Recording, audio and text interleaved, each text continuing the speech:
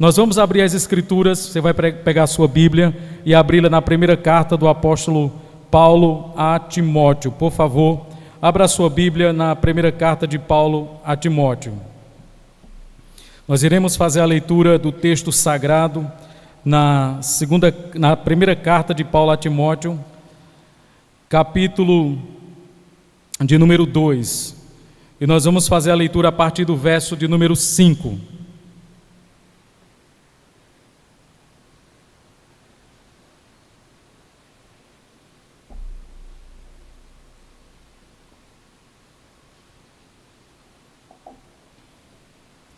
1 Timóteo capítulo 2, verso 5 e 6. E hoje nós iremos falar sobre Solus Christus, ou somente Cristo, um dos slogans da Reforma Protestante. Veja o que diz a palavra de Deus, acompanhe a leitura em sua Bíblia, por favor, e me dê alguns instantes a sua atenção. Porquanto há um só Deus e um só mediador entre Deus e os homens, Jesus Cristo, homem, o qual a si mesmo se deu em resgate por todos, testemunho que se deve prestar em tempos oportunos. Eu vou ler mais uma vez, irmãos, porque o trecho bíblico é curto, para inculcar na sua cabeça a importância dessa passagem. Porquanto há um só Deus e um só mediador entre Deus e os homens, Jesus Cristo, homem, o qual a si mesmo se deu em resgate por todos, testemunho que se deve prestar em tempos oportunos. Como foi falado, esse tema Solus Christus, ele é um dos slogans da Reforma Protestante, junto com Sola Scriptura, Sola Fide, Sola Gratia e Soli Deo Gloria. Dentre os slogans da Reforma, Solus Christus é um desses slogans. Minha proposta nesta noite de hoje é falar um pouco sobre a razão desse termo somente Cristo, discorrer o texto bíblico que eu li com vocês e por fim fazer algumas aplicações aos nossos corações. Esse termo Solus Christus é um termo herdado ali do período da Reforma Protestante. Aqueles que conhecem um pouco sobre a história da igreja sabem que a razão da Reforma foi justamente por questões soteriológicas, por questões concernentes à salvação. Ali o cerne do que aconteceu no século de número 16 e 17 foi justamente um debate em torno da doutrina da salvação, como o homem é salvo. E para aqueles que conhecem a história da igreja, sabem que a igreja medieval, lá na Europa, o catolicismo, ele estava mergulhado em uma decadência espiritual e uma decadência moral. E é verdade que a igreja precisava de uma reforma naquele tempo. Inclusive, muitos teólogos católicos romanos reconhecem que a igreja lá no século 16 e 17 na Europa, ela estava em estado de decadência espiritual. E não é à toa que houve aquele momento chamado de Reforma Protestante. Talvez você não tenha noção e nem saiba em que situação a igreja ela estava, mas ela estava envolvida, por exemplo, em práticas de abuso de venda de indulgências. Talvez você não saiba o que é indulgências. Alguns dizem que indulgências é você pagar algo à igreja para receber perdão de pecados, mas na verdade não é isso. A venda de indulgências, ela envolvia a doutrina do purgatório, que é uma doutrina inclusive defendida hoje pelo catolicismo romano. Não é que o catolicismo acredita que tem 3 lugares para onde o homem vai: céu, inferno e purgatório. Purgatório seria uma espécie de repescagem. Na verdade, o que eles acreditam é que existe só 2 lugares: céu e inferno. O purgatório, dentro da mentalidade medieval, é o local para onde vão as almas que morreram em amizade com Deus, mas ainda não adquiriram a perfeição. E eles vão precisar pagar por um tempo, por um período, as penas temporais pelos pecados cometidos nesse mundo. Eles receberão o perdão por meio do batismo, eles recebem o perdão por meio da confissão, que é um dos sacramentos da igreja, mas as penalidades daquele pecado, ele precisa ser pago, ou aqui ou para além do túmulo. Então se acreditava naquela época que quando alguém morria, essa alma que morreu em amizade com Deus, mas não adquiriu a perfeição, ela agora está nesse estado de purgação, sendo purificada. E sabe o que é interessante? A igreja estava propagando naquela época que se você doasse somas de dinheiro para a igreja, o seu tempo ali no purgatório seria abreviado. Haja vista, o purgatório é um local de sofrimento temporário, diferente do inferno, que é um local de sofrimento eterno. Então, quando você doava somas de dinheiro para a igreja, abreviava o seu tempo ali no purgatório, porque eles entendem que a igreja tem um tesouro de méritos, que são os méritos de Cristo, da sua mãe e dos santos. E quando você doa somas de dinheiro para a igreja, faz orações, obras de caridade, faz com que o seu tempo seja abreviado no purgatório. E naquela época, no período da Reforma Protestante, existia um monge dominicano chamado John Tetzel, e ele era um dos propagadores da venda de indulgências, e ele vendia indulgências e cantava uma musiquinha dizendo: quando a moeda na salva cai, a alma do purgatório sai. Quando a moeda na salva cai, a alma do purgatório sai. Então era uma espécie de vendedor de indulgências. Então Lutero, quando se deparou com toda aquela situação, ele se revoltou, e nós já sabemos a história, eu não vou me delongar, mas você tem aqui, por exemplo, uma das práticas da igreja, que era o abuso da venda de indulgências, e isso despertou o coração não só de Lutero, mas de outros reformadores. Inclusive a igreja estava não somente envolvida em erros teológicos com respeito a essa questão, mas também tinha prática de simonia. O que é simonia? Simonia é a venda de cargos eclesiásticos, ou seja, você favorecia pessoas que davam somas de dinheiro à igreja e consagrava essas pessoas dentro da igreja a serem sacerdotes, diáconos, bispos e assim sucessivamente. Esse tipo de prática de venda de cargos eclesiásticos é chamado de simonia. Mas não só isso, o próprio clero católico estava envolto em uma terrível corrupção, não só espiritual, mas corrupção moral. É tanto que, se você estudar a história da igreja, Lutero, ele tinha um grande sonho, que era viajar a Roma e conhecer o túmulo de Pedro, que era o sonho de todo monge. E quando ele teve a oportunidade de ir até Roma, ele viu que existia bordéis somente para sacerdotes, e ele saiu de lá transtornado. Portanto, decadência moral era uma das marcas do sacerdócio católico na Idade Média. Mas não só isso, eles também vendiam relíquias falsas. Eles tinham, por exemplo, 3 cabeças ou 4 de João Batista, parecendo um monstro, que eles vendiam ali na Europa, e lascas da Arca de Noé, madeira da cruz, e tudo aquilo ali era comercializado para que a igreja se enriquecesse. É tanto que o catolicismo na Idade Média, ele dominava cerca de 1/3 das terras da Europa, ou seja, era uma instituição poderosa, era uma instituição que não somente tinha autoridade religiosa, mas também política. Outro ponto importante, irmãos, era também a prática de nepotismo. Ou seja, se eu era um bispo naquela época, um padre, eu podia preparar um parente meu para me suceder naquele cargo. Mas não só isso. Outro grande problema era o baixo nível de formação teológica dos sacerdotes.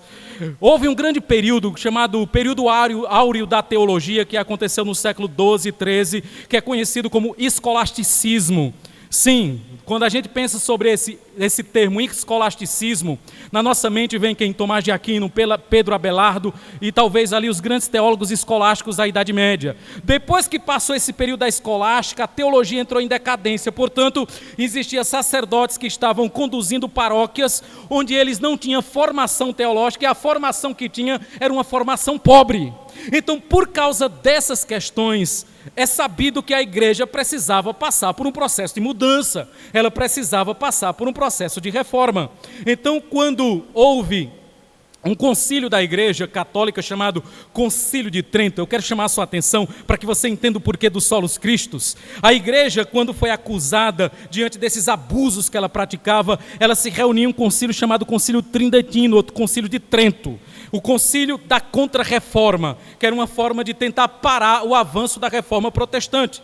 E quando houve o concílio de Trento, o que foi definido no concílio de Trento? Para os católicos romanos hoje, a verdadeira reforma, quem fez não foi Lutero, Calvino, Zwinglio e os puritanos. A verdadeira reforma quem fez foi o concílio de Trento. E o que foi que o concílio de Trento fez? E qual foi as mudanças que houve na igreja depois desse concílio? E porque não foi suficiente para parar a reforma. Porque mesmo depois do concílio de Trento, os reformadores chegaram à conclusão de que de fato era necessário voltar ao puro evangelho apostólico. Primeira coisa que o concílio de Trento fez foi criar seminários.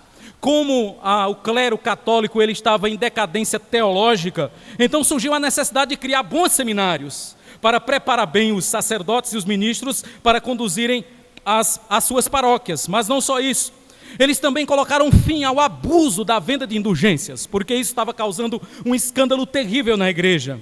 Eles fizeram também medidas contra o simonismo, a simonia e o nepotismo. Isso acabou no Concílio de Trento, mas não só isso. Eles também colocaram uma fiscalização pesada sobre a vida dos sacerdotes na área moral, para que não houvesse essa decadência e essa devassidão em que o clero se encontrava naquela época. Eles também criaram um index, que era uma lista de livros que era proibido naquela época se ler, inclusive livros dos reformadores. Livros de Lutero, por exemplo, foram queimados. A igreja proibia a leitura dos livros de Lutero porque ele era considerado um cismático, alguém que estava causando uma divisão na igreja, um javali na savana. Essa era a linguagem que eles usavam para falar de Martinho Lutero. Mas não só isso, eles mantiveram a missa em latim. A missa era feita em latim. Enquanto o sacerdote latia, o povo não entendia absolutamente nada. E interessante, irmãos, que os reformadores se preocupavam em traduzir as escrituras na língua do povo, e que as reuniões fossem feitas na língua do povo, para que o povo compreendesse o que estava acontecendo ali.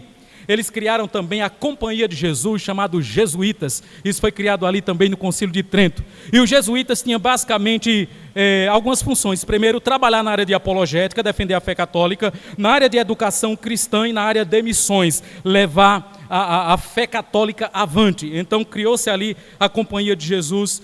Mas também, irmãos, aqui é um ponto importante, eu queria chamar a sua atenção. Quando o Concílio de Trento foi feito, eles ratificaram algumas doutrinas que a igreja já acreditava. Por exemplo, eles diziam que não somente a Escritura é fonte infalível de autoridade, mas existem mais duas fontes infalíveis de autoridade, que é as Escrituras, o magistério e a tradição oral. Eles chamam isso de o tripé de autoridade dentro do catolicismo romano, que até hoje é o que eles acreditam. Isso foi reafirmado no Concílio de Trento. E sabe também o que foi reafirmado no Concílio de Trento? A ideia de que a igreja tem 7 sacramentos e não 2, porque os 7 sacramentos foram questionados pelos reformadores. E sabe, para aqui fechar a tampa de tudo isso, o Concílio de Trento disse que o homem não só é salvo pela fé, ele também precisa de obras. Obras e fé são o caminho pelo qual o pecador é salvo.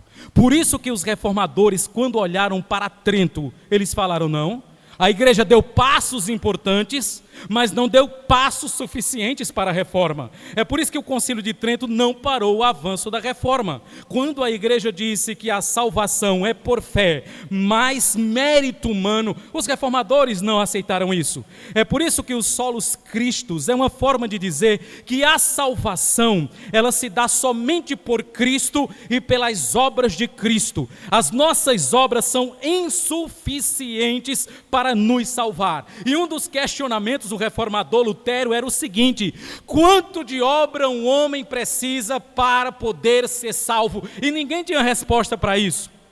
Irmãos, eu não tenho dificuldade de acreditar que a salvação ela é meritória e que a salvação ela é por obras. Mas sabe qual é a questão? É que a salvação é pelas obras de Cristo e pelos méritos de Cristo. Porque os nossos méritos, irmãos, a nossa própria capacidade é insuficiente para nós sermos salvos. Nós não temos um bom currículo para apresentar diante de Deus. Nós temos uma ficha corrida cheia de pecados, crimes e coisas erradas que nós fizemos. Se nós formos apresentar diante de Deus, o que nós vamos merecer não é a entrada nos céus. O que nós vamos merecer, sabe o que é? É a eterna condenação. Era por isso que o monge Martinho Lutero, ele vivia perturbado, porque ele fazia obras e mais obras. Se tinha um católico devoto no século XVII, se chama Martinho Lutero. Mas ele diz que quanto mais ele fazia, mais ele experimentava um Deus irado na sua própria vida. vida, era como se ele nunca conseguisse atingir o padrão de Deus, até que um dia, preparando as aulas para lecionar em Wittenberg, ele preparando ali os seus estudos na Epístola aos Romanos, ele começou a entender que a justiça de Deus é a justiça pela qual Deus justifica pecadores, e não a justiça pela qual os pecadores buscam satisfazê-lo por meio de obras, porque isso é impossível. Eu sei que você vai dizer, mas pastor, a Escritura ela fala lá em Tiago capítulo 2, que a fé sem obras é morta. Alguns teólogos católicos vão dizer, Tiago diz que o homem não é justificado só pela fé, mas também pelas obras. Aí Paulo em Romanos vai dizer que o homem é justificado pela fé sem as obras da lei. Os liberais, quando veem isso, eles dizem, está vendo que a Bíblia tem contradição? Está vendo que os apóstolos não dormiram na mesma cama? Está vendo que eles tinham mentalidade totalmente diferente? Então, por causa disso, eles buscam desqualificar a palavra de Deus. Mas nós sabemos, irmãos, que Tiago e Paulo, eles nunca entraram em contradição. Na verdade, quando Paulo está enfatizando a salvação pela fé, ele está ali combatendo o legalismo judaico. E quando Tiago fala sobre as obras, ele está ali condenando a ociosidade, a omissão e o antinomianismo. Você é justificado pela fé em Cristo, mas a fé que salva é justificada pelas obras. De tal forma, irmãos, que nós não podemos dizer que temos verdadeira fé se nós não tivermos verdadeiras obras. A nossa fé opera a obediência. Dr. Joel Bick, ele explica isso dizendo o seguinte: é como se a fé fosse a raiz de uma árvore e as obras fossem os frutos. Inclusive ele escreveu um livro chamado Raiz e Frutos para tentar explicar essa dinâmica de fé e obras. Eu queria dizer para você que você não é salvo pelas suas obras, mas você não vai para o céu sem suas obras. As nossas obras nos acompanharão para a eternidade. Entretanto, não é por elas que nós somos salvos. Nós somos salvos para elas.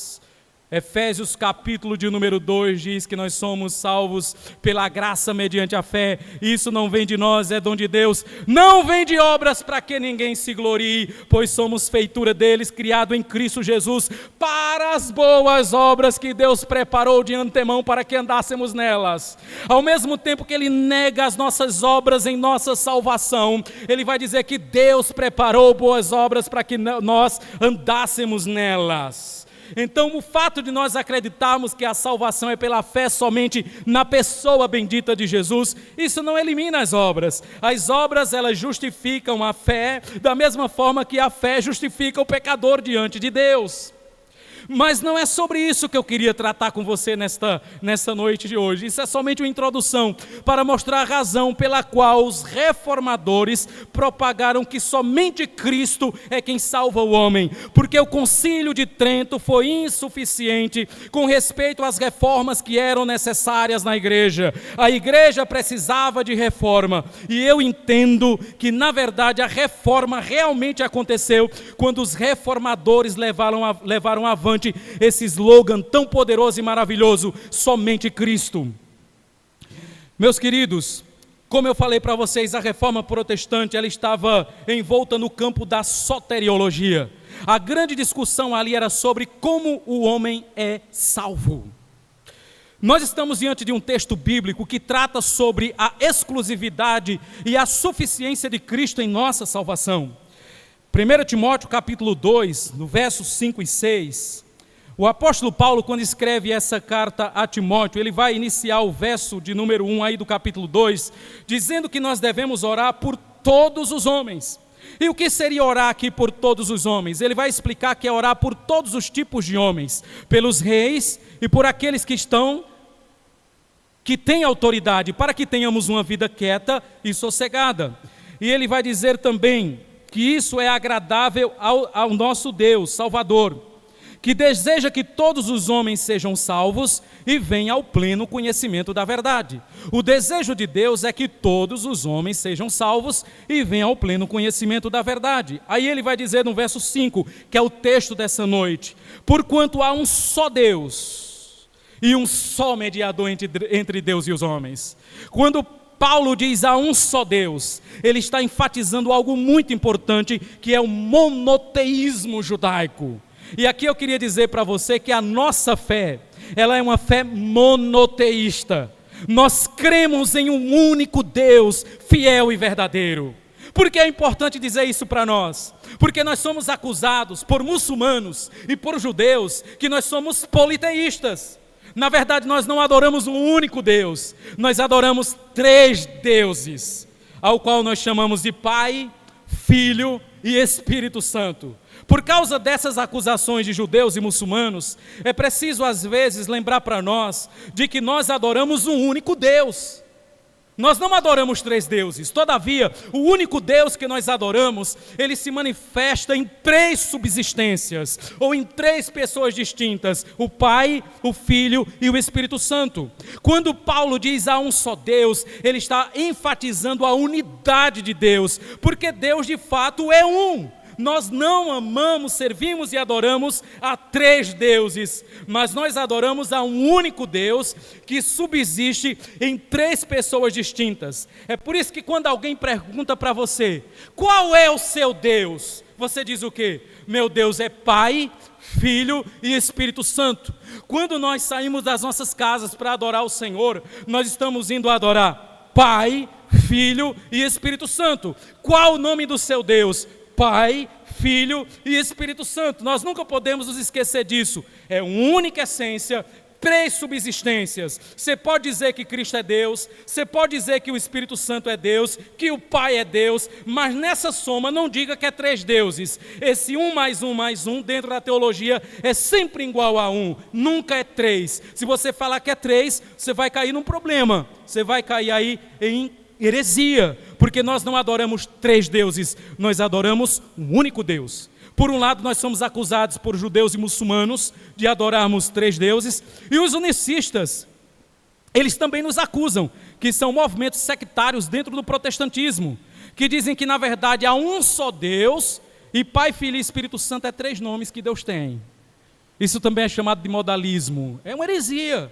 Irmãos, nós cremos em 3 pessoas distintas, Pai, Filho e Espírito Santo, mas em um único Deus. Eu não quero aqui tentar explicar para você a Trindade, porque alguém já disse que se você negar a Trindade, você perde a alma, mas se você tenta explicar, você perde a cabeça, porque existem elementos de mistério que a nossa mente não consegue perscrutar. Então ele vai dizer que há um só Deus, nós cremos em um só Deus, Deus é um. Aí ele vai dizer, ainda no verso de número 5, um só Deus e um só mediador entre Deus e os homens, Jesus Cristo, homem. Um só Deus e um só mediador. Irmãos, isso aqui é muito importante. Porque nós precisamos de um mediador?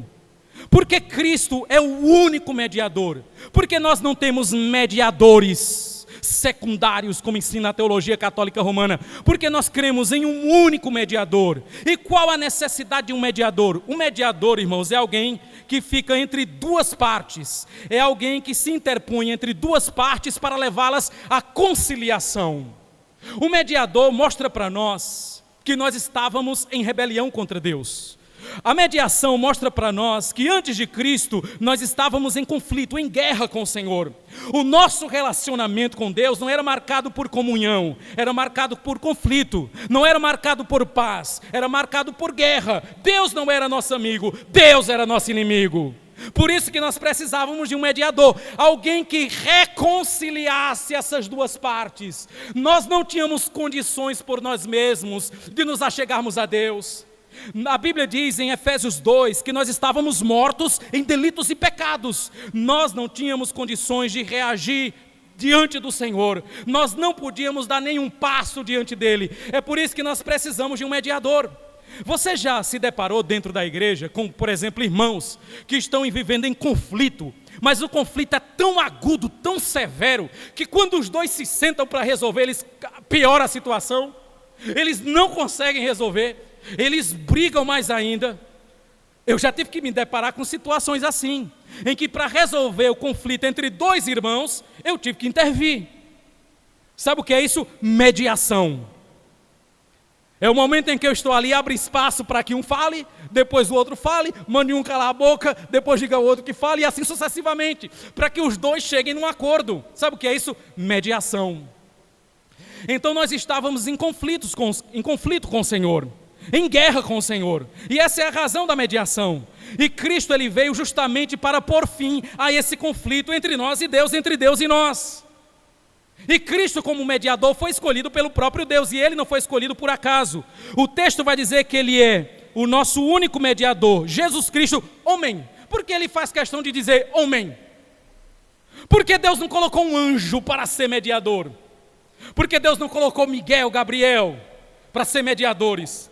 Porque anjos não cumpriam o requisito de Deus para a mediação. Por exemplo, se você tivesse um conflito comigo, e nós não tivéssemos condições de resolver esse conflito, se eu falasse para você, olha, a gente precisa de um mediador para resolver esse conflito, e eu escolhesse minha esposa para ser a mediadora, o que você diria para mim? Pastor, não, ela vai puxar brasa para sua sardinha, é sua esposa, ela vai ficar a favor do Senhor e contra eu. E se por acaso você escolhesse seu irmão para ser o mediador? Sabe o que eu iria dizer? Não, irmão, seu irmão, nunca. Ele vai puxar brasa para a sua sardinha. Tem que ser ou alguém que represente os dois, ou alguém neutro. Do contrário, não tem como ser mediador. Tem que ser ou neutro ou que represente as duas partes. E sabe o que é interessante? É que Cristo, ele representou as duas partes que está em conflito. Por quê? Porque ele é Deus homem, porque ele é homem Deus.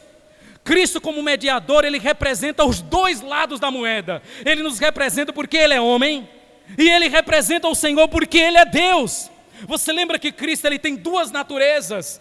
Isso é chamado de união hipostática, duas naturezas em uma única pessoa.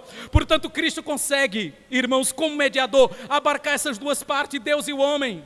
Nós não temos condições, irmãos, de nos chegarmos a Deus por nós mesmos. Sabe por quê? Porque o pecado nos danificou, o pecado nos matou. E ainda, irmãos, que nós conseguíssemos viver uma vida correta, mesmo assim, era insuficiente. Alguém qualificado para ser o nosso mediador, ele não deve ser somente Deus, ele também tem que ser homem. Ele não deve ser somente homem, ele também tem que ser Deus. Por isso que Cristo, ele alcança todos os requisitos. Por isso que não poderia existir um mediador melhor do que o nosso Redentor.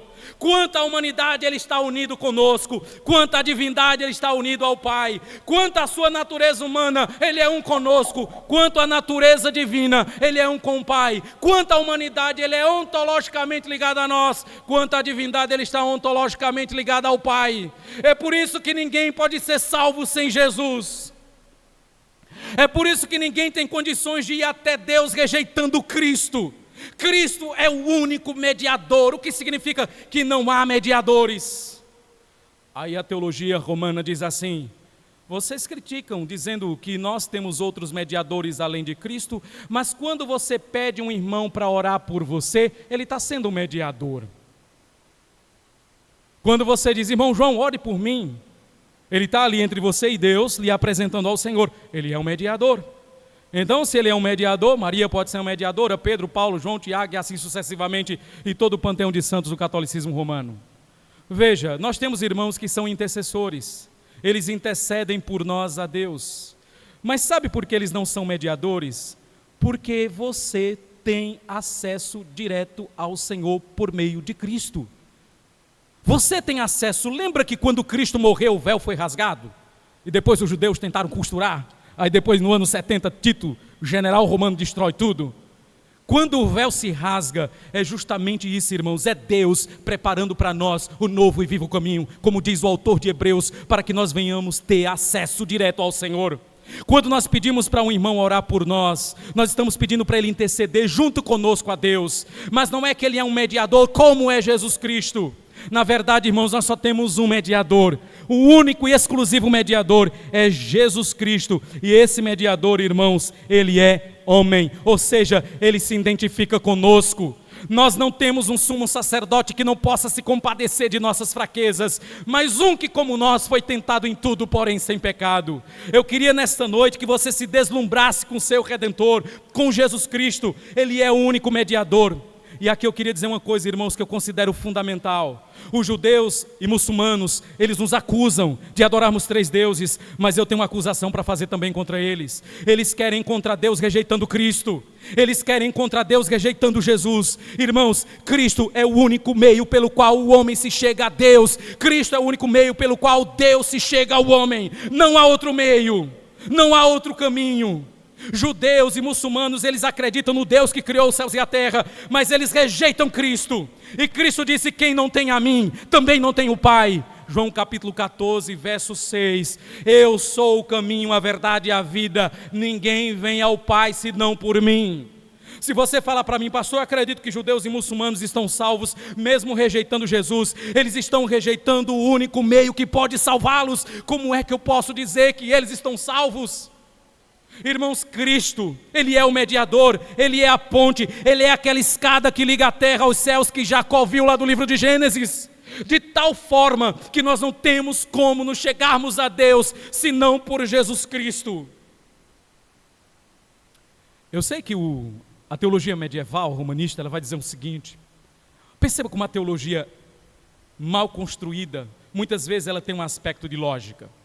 É ensinado hoje dentro do catolicismo romano, por exemplo, que Maria é uma espécie de medianeira. Ela é medianeira de todas as graças. Porque veja, por meio de Maria, Cristo veio ao mundo. E por meio de Maria, o mundo vai a Cristo. Isso é que é ensinado dentro da teologia católica romana.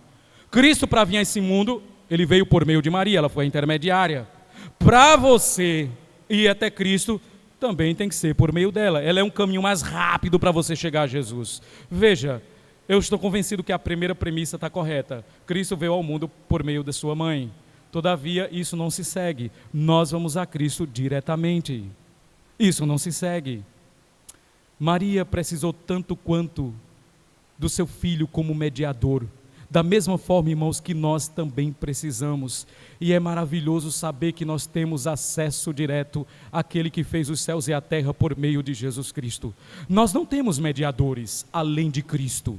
Nós não temos pessoas que nos liguem a Deus senão Jesus Cristo. Nós temos pessoas que oram por nós, que intercedem por nós, mas mediador nós só temos um. E o nosso mediador se chama Jesus de Nazaré. O texto bíblico continua, irmãos, verso de número 6. E a si mesmo se deu em resgate por todos. Aqui eu queria chamar a sua atenção, porque o nosso mediador, ele não somente nos liga a Deus, ou estabelece a paz entre pecadores e Deus, mas esse mediador, ele se deu em resgate por todos. A ideia de dar-se em resgate é a ideia de pagar um preço por um escravo que está sendo vendido na praça e trazê-lo para a sua própria casa. Cristo, ele pagou um preço. O nosso mediador derramou o seu sangue. E esse resgate foi por quem? Por todos. Aqui parece, irmãos, que é um banho de água fria na doutrina reformada da expiação limitada, né? Parece um banho de água fria, né? Se deu em resgate por todos. Só que nós temos passagens bíblicas como Hebreus 9, 28 e Mateus 26, 28, que diz que ele deu em resgate de muitos. Aqui nós temos resgate de todos, mas em outros textos tem resgate de muitos. A pergunta é muitos ou é todos? Será que os discípulos os apóstolos de Jesus tomaram um bom goró antes de escrever o texto bíblico e não ficaram em boa consciência? E em vez de dizer todos, diziam muito, e de vez em quando diziam muito e falavam todos? Eu queria dizer para você uma coisa importante. A morte de Jesus, o sangue dele vertido na cruz, é suficiente para salvar o mundo inteiro. Mas não tenha dúvida disso.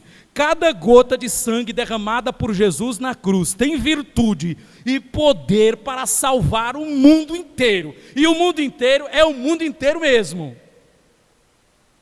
Entretanto, nos planos de Deus, o seu sacrifício na cruz do Calvário foi para pagar o preço pelo seu povo. É por isso que nós deveríamos dizer que a morte de Jesus é suficiente para todos, mas é eficiente naqueles que creem. A morte de Jesus é suficiente para todos, mas ela é eficiente naqueles que creem. Cristo nunca derramou uma gota do sangue dele em vão.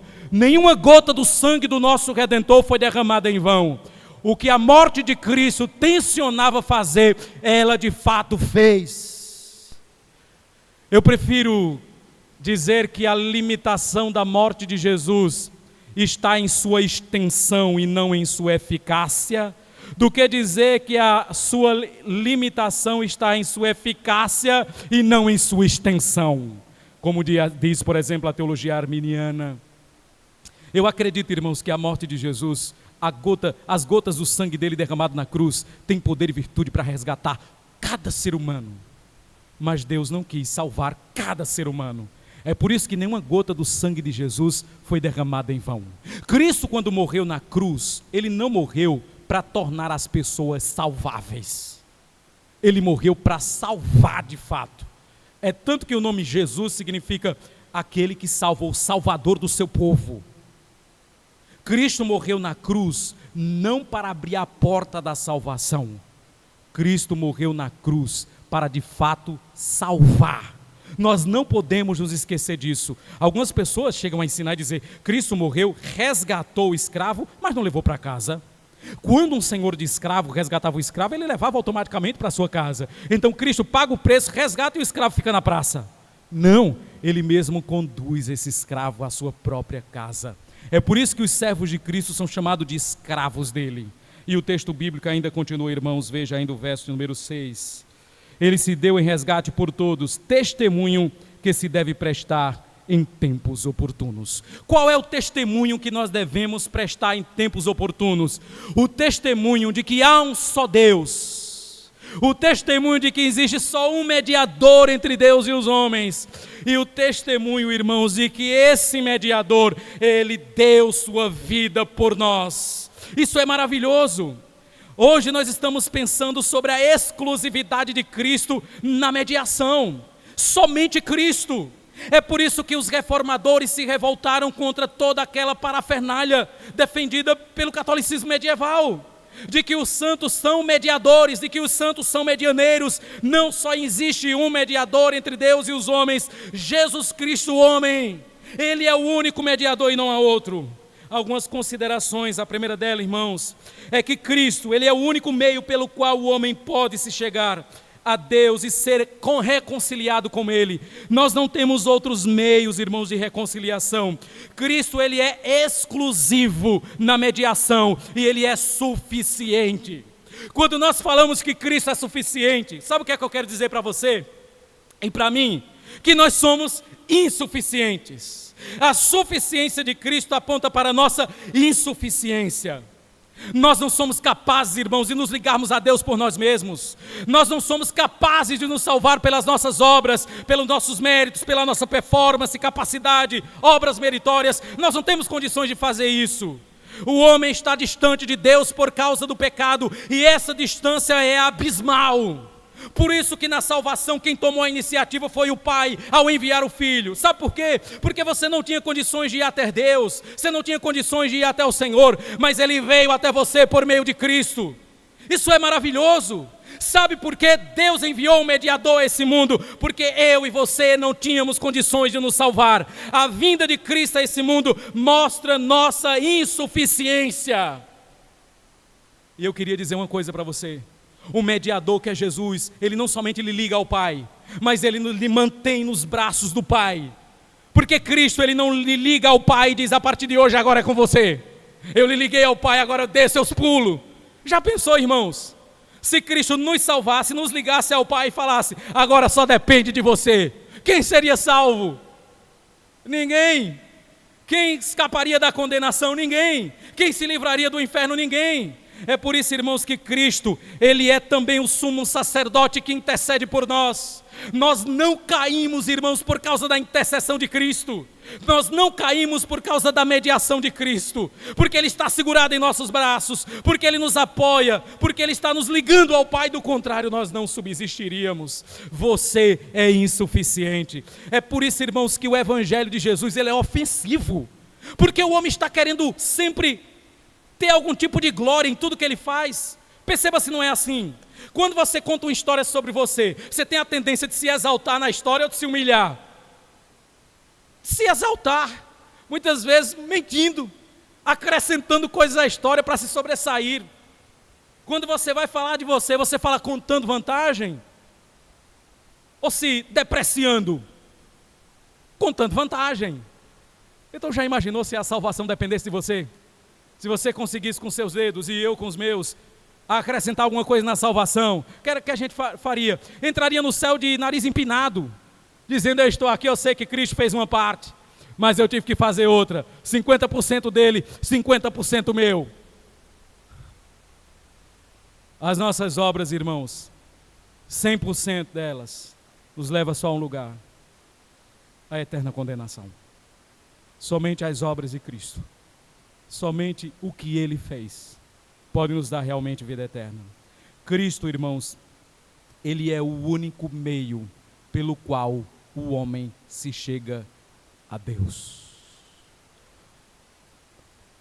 Eu não sei se tem católico aqui, eu estou falando tanto de católico, se tiver um católico ele não vem mais aqui. Papa Francisco, quando estava vivo, ele foi em uma conferência para diálogo interreligioso em Singapura. E ele estava dando uma palestra e ele disse uma frase que ficou muito famosa. E a frase dele é: da mesma forma que nós temos várias línguas no mundo, nós temos várias religiões. E no fim, todos esses caminhos levam ao mesmo lugar, levam a Deus. Não importa qual religião você siga, o que importa é você ser uma pessoa sincera. Se você está sendo sincero, fazendo aquilo do fundo do seu coração, você pode seguir qualquer religião. No fim, vai dar no mesmo caminho, que é em Deus. Veja, Dr. Lloyd Jones, um importante teólogo da igreja recente, ele disse que o ser humano pode estar sinceramente enganado e caminhar para o inferno. Deixa eu falar uma coisa para você ainda. Eu acredito que todos os caminhos levam a Deus. Pastor, o senhor não quer vir mais pregar no ano que vem aqui nessa igreja não, né? Todos os caminhos levam a Deus, mas só existe um caminho que leva ao Pai. Esse caminho é Jesus. Por que todos os caminhos no fim levam a Deus?